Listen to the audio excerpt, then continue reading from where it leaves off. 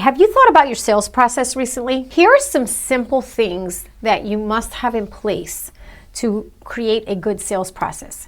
Number one, it needs to be simple. Number two, it needs to be transparent. So number three, it needs to be easy to promote. Number four, you need to make your intention clear. Number five, you want to qualify with hard questions. Number six, always push for the sale. Number seven, always agree with the buyer. If you are not in agreement, you are not getting the sale. So number eight, you want to show the proposal to every customer. Always show a proposal. Show them, don't tell them. And I'm going to tell you that this is probably one of the things that I've struggled with when I was in the beginning processes in sales, because so many times you over talk instead of showing a client, showing a potential customer, because they need to see it. You know, so many of us, you need to see, feel, and touch, right? So in order to do that, you want to have a proposal that's always written up. You want to show a proposal to every customer. Why would you want to do that? Because one of the things that I learned, and I kind of learned that the hard way, is that by not showing, you're always telling. And by telling, they don't see it. They need to see it in order to be clear on just everything that you have to offer. So always write up a proposal. Number nine, you want to always use a third-party touch. So if you are a business that has a sales team, you always want to use a manager, use someone else, use someone who's used your product. You always have that third-party touch to help you be able to validate what you have to offer. Number 10, you always want to attempt the second sale. The second sale is always easier.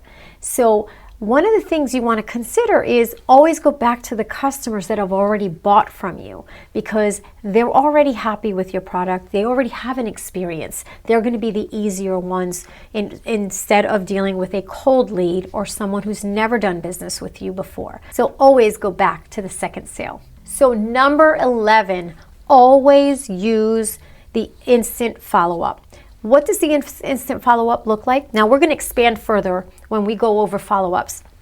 But that would be as soon as an internet lead comes in, then you want to go ahead and hit them with a text message. You want to hit them with a video. You want to hit them with an email. And that's going to actually help, because even if you were able to get them on the phone and you're having that conversation, you now have another touch. It's always all of those extra touch points that you want to be utilizing. So what we want to do next is we want to identify behaviors.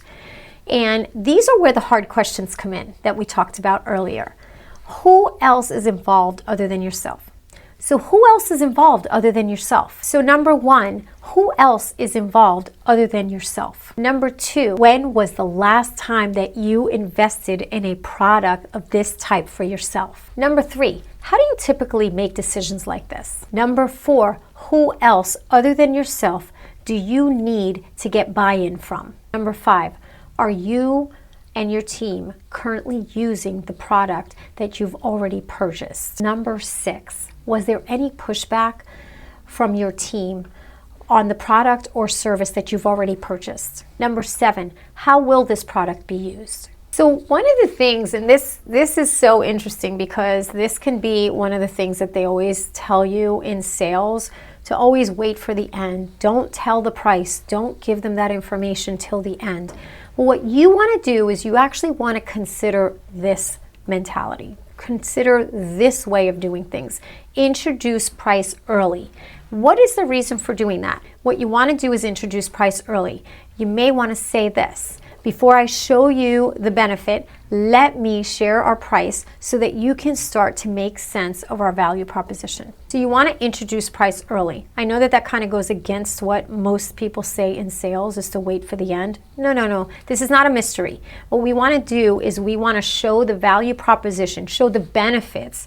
So before we show the benefits, what we want to do is just get the price out of the way, because that's going to create clarity. They already know what it is. Now what you want to do is actually increase value in your value proposition. So you may want to, I may suggest that you say these words: before I show you the benefit, let me share our price so that you can make sense of our value proposition. So the next pre-close intention would be, my goal is to get your company on our product delivered and installed by. So the other thing that you want to consider is being able to show the potential client the features, advantages, and the benefits. So if you show them a chart that gives the features, so it shows you what product it is, what the features are, what the advantages are, and what the benefits are, you actually have a comparison.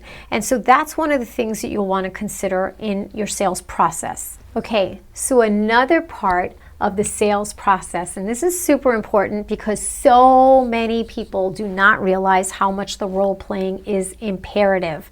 And here's the reason why.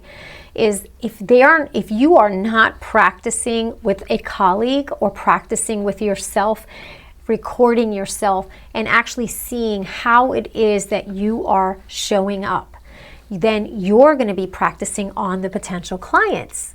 Now, do you want to do that, or do you find value in being able to practice ahead of time so that you can be ready for your game? So in order to do that, you want to practice your greeting, practice your fact-finding questions, and practice the demonstration itself. Okay, so part of the sales process is you have your greeting, you have your fact-finding, you have your demonstration, and the next step is going to be to close. Okay, so along the way, you're going to have to overcome some objections.